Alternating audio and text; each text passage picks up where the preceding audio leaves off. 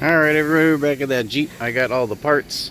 I almost forgot to start recording. You want to make sure to unplug your battery and all that stuff and de-energize your airbag system before you take these off. Or you could just send it. It's up to you. I gave you the warning. There's 3 plugs here. They're all color-coded. Black goes to black, yellow goes to yellow, and blue goes to blue. Plus there is the one plug which should be for the horn right here.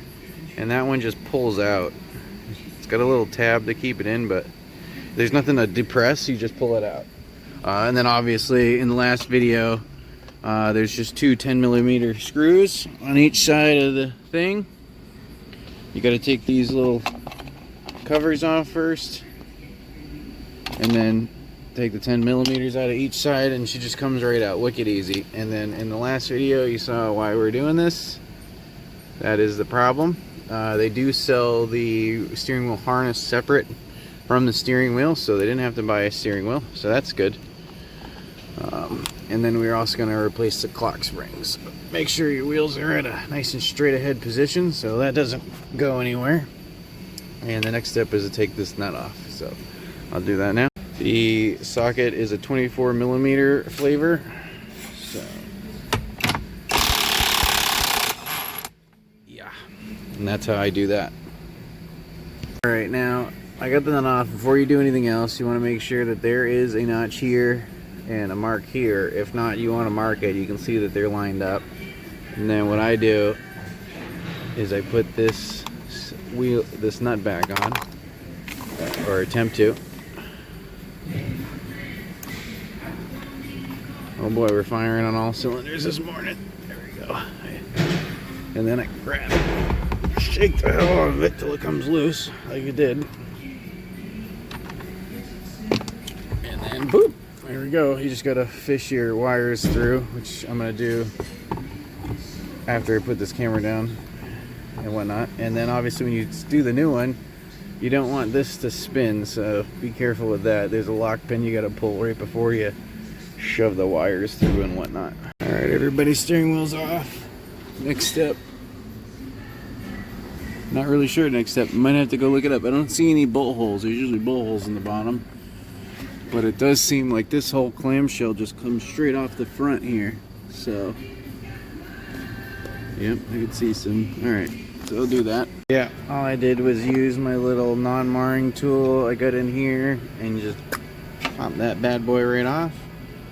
I think it's got just a couple little catches here, so not really much doing that.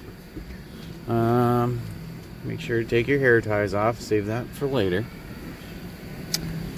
Now next is, I believe this whole thing comes off the front. Let's see, I got the new one here. Oh, there's a screw here I'm probably gonna have to deal with.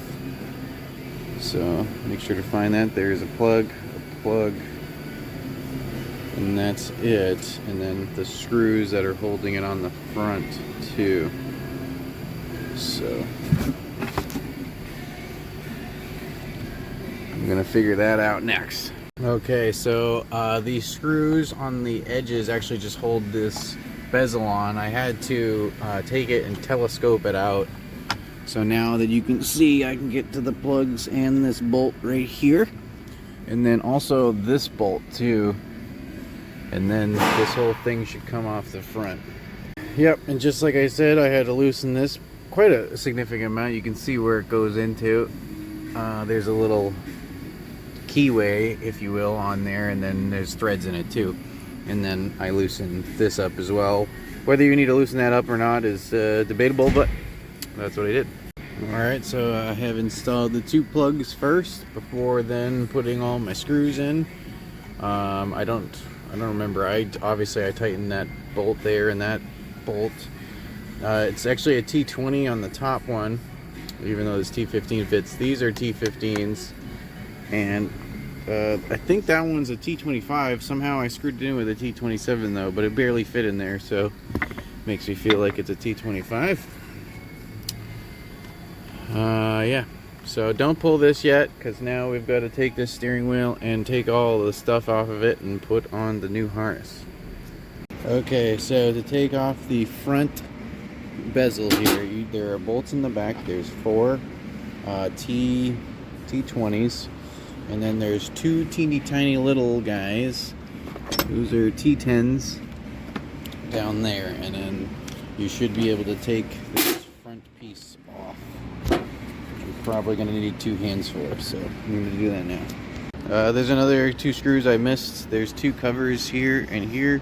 Just like the steering wheel, they got little holes. You can pop them out with some sort of pick device. And then there's 2 more screws there to get the front of that off. Alright, I've got the back piece off of the 2 front pieces.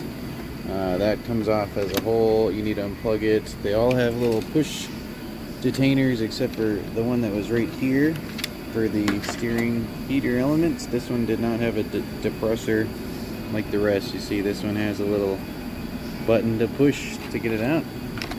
And then make sure that all your buttons and everything are in their location correctly. Don't mix them up. And then make sure you route this exactly how the other one was routed. Alright, I've got the covers back. I got 4 screws and I don't have them all in yet. I haven't put those in. You want to really make sure that you route them correctly. They go in all these pieces here, and they go behind these pieces, and behind this piece, and behind that piece. Same thing over here. You see that this is holding it from getting pinched down there. And then those lines, make sure they're in the right spot so they don't get pinched. Everything's in its correct orientation. The push pins are in. And you got no gaps. And then put the rest of it back. Alright, one thing, definitely don't be stupid like I was. And it has to be these ones that go out to the side. I wrote the wrong one the first time. And second is, you can definitely bend these pins installing this, so just make sure that the pins are going in these holes, and then you gotta stuff it up in here so it doesn't get pinched. Alright everybody, that's all back together.